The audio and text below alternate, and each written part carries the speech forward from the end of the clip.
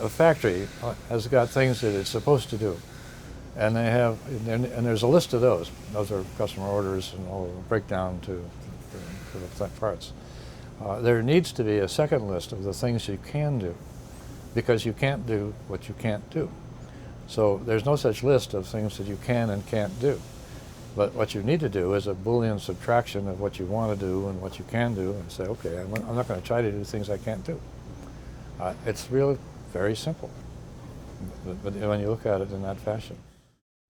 An earlier subset of nMetric was used at a plant that makes sticky back labels. The story that, I have never visited this plant personally, but the story I have is that 3 and sometimes 4 full-time planners scheduled, I think it was 5 big presses that had this stuff for sticky back paper. The programs they needed were, did they have the right inks? Did they have the right cut dyes? Did they have maybe the right paper? I don't know. What nesting, so that they could, when they did a bunch of these things, they could frame it and package it. A lot of upfront software to do that. But in spite of all that upfront software that they had 2 problems. One was that they had a lot of scrap. Now in this case, scrap meant that they had sticky back paper left on the roll after they finished the press run, and there was too little to use for the next press run, so they had to throw the unused roll away. And the other was they were missing shipments to key customers like Walmart, who punish you if you don't make the shipment. So they had problems doing it.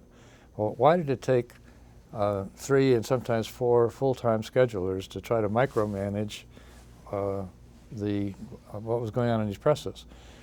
After they got this program installed, and relatively quickly, it took one programmer whose name was Sue Hall, interestingly, and it took her 20 minutes to a half an hour at the end of the day to schedule all 5 of these presses.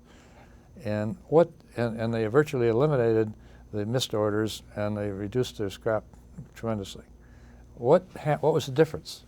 Well, the difference was that she was scheduling things that the press could do. And the other people earlier were scheduling things they wanted the presses to do but didn't know they could do or not.